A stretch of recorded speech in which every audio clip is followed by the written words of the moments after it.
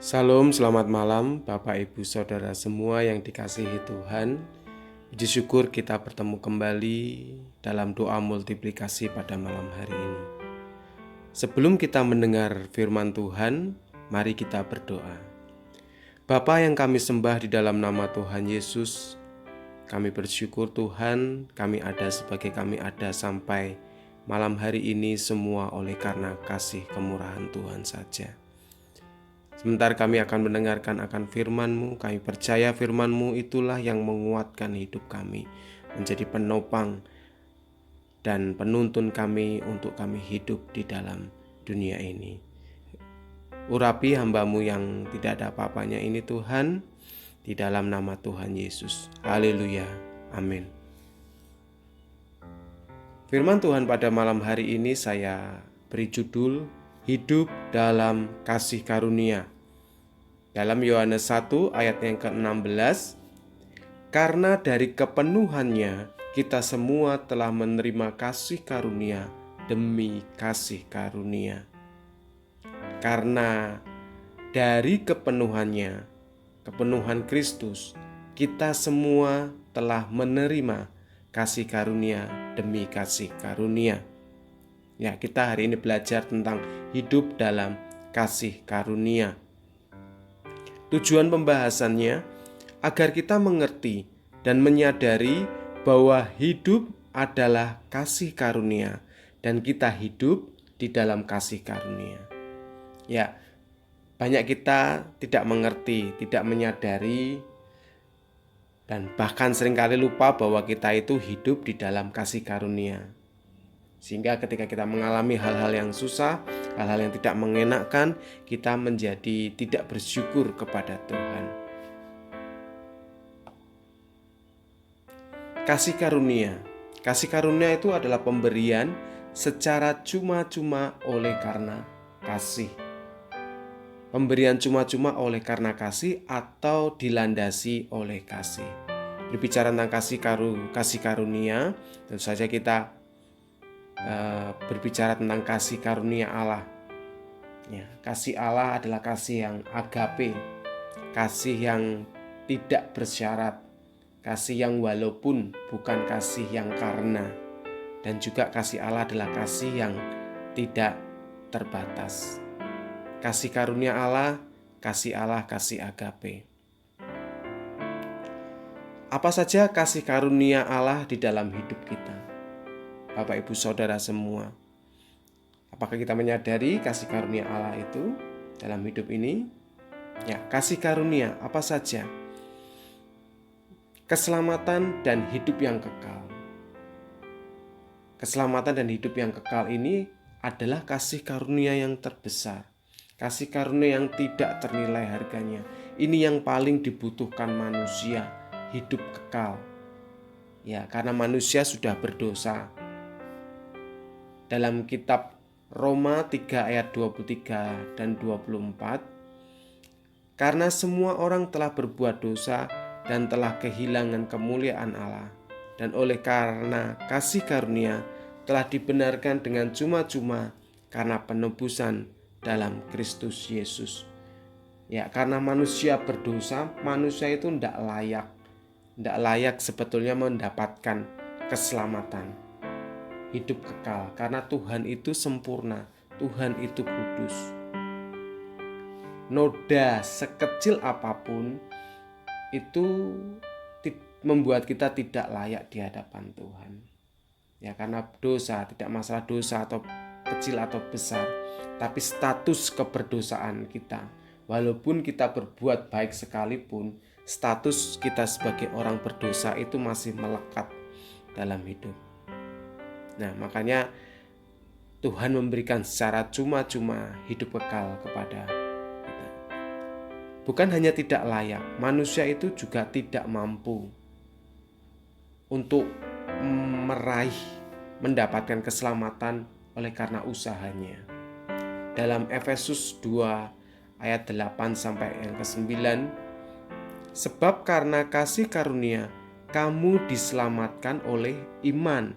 Itu bukan hasil usahamu, tetapi pemberian Allah. itu bukan hasil pekerjaanmu. Jangan ada orang yang memegahkan diri. Ya, keselamatan itu kasih karunia, itu pemberian Tuhan, bukan oleh karena usaha kita. Ya, apa usaha-usaha manusia untuk bisa mendapatkan hidup kekal?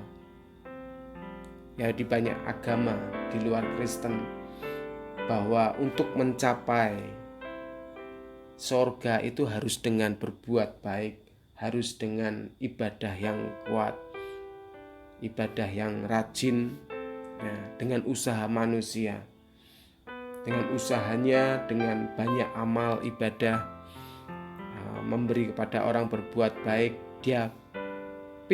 manusia pikir bisa mencapai keselamatan yang daripada Tuhan. Nah, kaitannya dengan dosa. Dalam satu hari, berapa banyak dosa yang kita lakukan dengan kebaikan yang kita lakukan.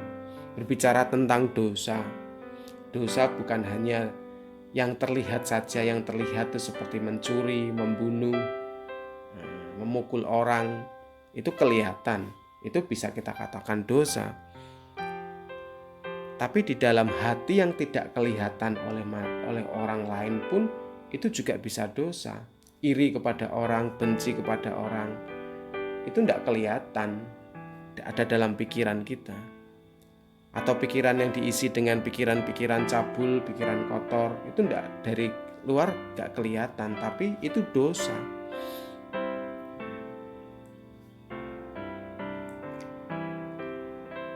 Tahu yang baik dan tidak melakukannya itu pun juga dosa. Kita tahu harus menolong orang lain dan kita tidak menolongnya, itu juga dosa. Jadi kalau kita hitung seberapa banyak dosa kita satu hari dibandingkan dengan kebaikan dan ibadah kita, amal kita, tentu saja dengan timbangan yang adil pasti lebih banyak dosanya. Nah, disinilah kasih karunia Allah dinyatakan. Dengan ketidaklayakan manusia dan ketidakmampuan manusia, Tuhan nyatakan keselamatan dan hidup kekal itu kepada kita. Bukan karena keselamatan dan hidup kekal itu barang yang murah, tapi oleh karena kita tidak layak dan tidak mampu untuk mencapainya, itu Tuhan berikan secara cuma-cuma. Itu dianugerahkan Tuhan secara cuma-cuma. Itu kasih karunia, benar-benar kasih karunia. Seberapa kita menyadari hal ini, Bapak Ibu Saudara, bahwa keselamatan yang sudah kita miliki saat ini adalah benar-benar kasih karunia. Itu melebihi dari apapun juga di dalam hidup ini. Melebihi dari pemberian Allah, berkat-berkat jasmani. Tuhan berikan keselamatan itu benar-benar anugerah terbesar. Jadi kita yang sudah memiliki hidup yang kekal ini, bagaimana kita mempertahankannya sebagai suatu hal yang berharga, bukan hanya untuk kehidupan kita saat ini, tapi untuk kehidupan kekal, untuk hidup yang kekal. Semua yang ada di bumi ini sementara, ya, kita tinggalkan harta, pendidikan, keluarga, itu hanya bertahan seumur hidup kita. Itu pun juga bisa mengalami pasang surut. Tapi ini hidup kekal bersama Tuhan selama-lamanya di dalam kasih kemurahan Tuhan. Nah, seberapa kita benar-benar menyadari, mengerti bahwa keselamatan itu adalah hal yang paling berharga dalam hidup ini. Ya, kita terus pertahankan, kita jaga dan kita kerjakan keselamatan itu di dalam hidup ini. Ini yang paling utama, paling berharga, paling penting, paling mendasar. Dan ini untuk hidup selama-lamanya. Selanjutnya, hal-hal yang baik adalah kasih karunia. Ya, ini bicara tentang berkat Tuhan. Berkat Tuhan dalam hidup kita ketika kita hidup di dunia ini. Ya, harta, pendidikan, pasangan yang baik, keluarga yang bahagia, semuanya itu kasih karunia. Bisnis kita menjadi uh, baik, bisnis kita menjadi luar biasa, omset yang luar biasa, itu bukan semata-mata oleh karena usaha kita. Ya, seringkali kita berkata, oh ini karena kemampuan marketingku yang hebat. Oh karena aku memang ulet, aku memang pintar, aku memang pandai memanage semuanya. Bukan, itu memang usaha kita. Tapi semuanya itu kasih karunia. Kasih karunia Tuhan. Izin Tuhan, kehendak Tuhan. Jika kita berusaha semaksimal mungkin, tapi kalau memang Tuhan tidak menghendaki, itu tidak akan terjadi. Sehebat apapun kita, kalau memang Tuhan nyatakan itu tidak ya tidak akan terjadi. Jadi yang kita miliki saat ini, yang kita sudah capai, sadari bahwa itu semua memang kasih karunia Tuhan. Ada campur tangan Tuhan di sana, ada izin Tuhan di sana. Ya. Namun berkat yang kita terima itu bukan semata-mata berkat yang kita terima itu bukan untuk diri kita sendiri. Tapi Tuhan juga kehendaki agar kita berikan kepada orang lain atau kita menjadi berkat. Dalam 2 Korintus 9 ayat 7 yang sampai ke 8, hendaklah masing-masing memberikan menurut kerelaan hatinya, jangan dengan sedih hati atau karena paksaan, sebab Allah mengasihi orang yang memberi dengan sukacita. Nah, dan Allah sanggup melimpahkan segala kasih karunia kepada kamu, supaya kamu senantiasa berkecukupan di dalam segala sesuatu, dan malah berkelebihan di dalam pelbagai kebajikan. Ya, diberkati untuk menjadi berkat. Memberkati dan diberkati, diberkati dan memberkati. Itu sebuah rangkaian yang Tuhan, sebuah model yang Tuhan berikan kepada kita. Nah, seringkali kita berbicara bahwa kasih karunia Tuhan itu untuk hal-hal yang baik saja, untuk berkat-berkat Tuhan saja. Namun hal-hal yang tidak baik pun adalah kasih karunia. Hal-hal yang tidak baik, berbicara tentang kesusahan-kesusahan, penderitaan-penderitaan, masa-masa sulit, ekonomi sulit, kesehatan yang menurun. Bagi kita semuanya itu mungkin tidak baik. Tapi yang tidak baik itu pun adalah kasih karunia Tuhan. Nah, pasti ada maksud Tuhan, rencana Tuhan di balik tidak baik tersebut. Nah, apa maksud Tuhan? Mengizinkan yang tidak baik itu terjadi dalam hidup kita. Peringatan dan teguran. Dalam Yeremia 9 ayat yang ke-23 sampai ke-24.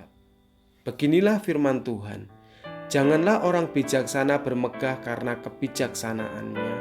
Jangan orang kuat bermegah karena kekuatannya. Janganlah orang kaya bermegah karena kekayaannya. Tapi siapa yang mau bermegah, baiklah bermegah karena yang berikut, bahwa ia memahami dan mengenal aku, bahwa akulah Tuhan yang menunjukkan kasih setia, keadilan, dan kebenaran di bumi. Sungguh semuanya itu kusukai. Demikianlah firman Tuhan. Janganlah orang bijaksana bermegah karena kebijaksanaannya. Ya, keberhasilan hidup kita seringkali kita tanpa sadar, mungkin tanpa sadar kita bermegah. Oh ini karena kepandaianku. Oh karena ini hikmatku, kebijaksanaanku. Atau orang kuat bermegah karena kekuatannya. Oh, karena tubuhku yang sehat, tubuhku yang kuat, aku dapat melakukan banyak hal. Atau karena orang kaya bermegah karena kekayaannya. Ya, kekayaannya, bermegah karena kekayaannya. Oh, kekayaan saya ini karena saya yang pandai, saya yang pintar, saya yang berusaha, saya yang ulet dan sebagainya. Fokusnya kepada diri kita sendiri. Nah, Tuhan memberikan hal-hal yang tidak baik. Mungkin bisnis kita menjadi lesu atau kesehatan kita yang menjadi menurun. Agar apa? Agar kita menyadari, kita tersadar, Tuhan tegur, Tuhan ingatkan bahwa semua yang kita miliki, semua yang kita capai, semua daripada Tuhan. Bukan karena kuat dan gagah kita, bukan karena kebijaksanaan kita, bukan karena kekuatan, bukan karena kepandaian, tapi karena Tuhan yang memberikan semuanya itu sebagai kasih karunia. Ya, seringkali kita lupa ya Bapak Ibu Saudara, ketika kita di puncak karir, di hal yang luar biasa dalam hidup kita, lupa sama Tuhan. Kita yang bermegah terhadap diri kita sendiri. Ini yang Tuhan tidak mau dalam hidup kita. Makanya Tuhan ingatkan, Tuhan tegur, Tuhan kirim, Tuhan izinkan hal-hal yang tidak baik itu ada dalam hidup kita. Nah, ketika kita mengalami hal-hal sulit, kita ingat apakah selama ini kita bermegah terhadap kekayaan kita, terhadap kekuatan, kebijaksanaan kita, bukan karena kasih karunia Tuhan. Sehingga kita disadarkan, kita bertobat kembali bahwa semuanya ini adalah kasih karunia Tuhan.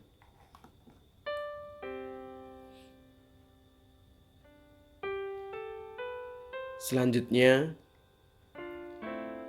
kenapa Tuhan izinkan hal yang tidak baik itu ada dalam hidup kita? Ya, tadi bahwa yang tidak baik pun adalah kasih karunia karena ada maksud Tuhan di baliknya, ada kasih Tuhan di baliknya. Ya, Tuhan izinkan yang tidak baik itu agar Tuhan mau membentuk kita menjadi pribadi yang kuat.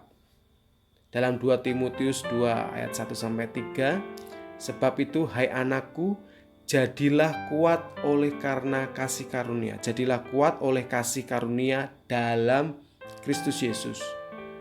Apa yang telah engkau dengar daripadaku di depan banyak saksi, percayakan itu kepada orang yang dapat dipercaya, yang juga cakap mengajar orang lain.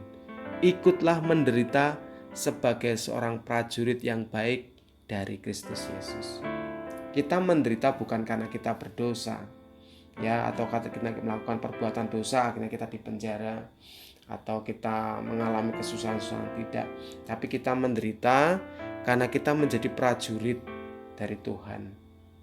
Ya, prajurit dari Tuhan, kita ikut menderita karena kita menjaga kebenaran, kita hidup dalam kebenaran, kita hidup dalam kekudusan, kita menjadi saksi di tempat-tempat di mana kita bekerja, kita bersosialisasi. Ya, ketika kita menjadi saksi Kristus, kita hidup dalam kebenaran. Mungkin ada orang-orang yang membenci kita, ada orang yang berusaha menganiaya dan sebagainya. Atau kesusahan-kesusahan yang Tuhan izinkan agar kita ini punya karakter Kristus. Buah-buah roh itu juga ada dalam hidup kita. Kita menjadi pribadi yang kuat untuk menghadapi segala sesuatunya. Nah, ada proses yang Tuhan mau ketika Tuhan izinkan yang tidak baik. Ketika kita menderita, mengalami kesusahan, terutama ya pada masa-masa pandemi ini di mana banyak sekali kesusahan, banyak sekali hal-hal yang tidak mengenakan. Ya, agar kita itu kuat, agar kita itu sabar, buah-buah roh itu nyata dalam hidup kita. Kasih, damai sejahtera, sukacita, kesabaran, kemurahan, kebaikan, kebajikan, penguasaan diri, agar semuanya itu muncul dalam hidup kita. Kita menjadi pribadi yang kuat di dalam Tuhan. Nah, Bagaimana kita memandang yang tidak baik itu tadi Bapak Ibu Saudara, sebagai peringatan dan teguran agar kita tidak sombong dan kita menjadi pribadi-pribadi yang kuat di dalam Tuhan. Ketika ada hal-hal yang tidak baik terjadi, jangan pandang bahwa Tuhan itu tidak baik, atau Tuhan sedang pergi, atau Tuhan sedang menjauh. Mungkin kita yang sedang ditegur Tuhan, atau Tuhan sedang ada proses yang Tuhan mau kerjakan dalam hidup. Jangan mundur, jangan patah semangat, terus di dalam Tuhan, terus berjuang bersama-sama dengan Tuhan dalam hidup ini. Kembali kita review dari apa yang kita dapatkan pada malam hari ini, pesan firman Tuhan. Yang pertama, keselamatan hidup kekal adalah kasih karunia. Bersyukur dan mempertahankan keselamatan itu bagaimanapun kondisi atau keadaan hidup kita saat ini.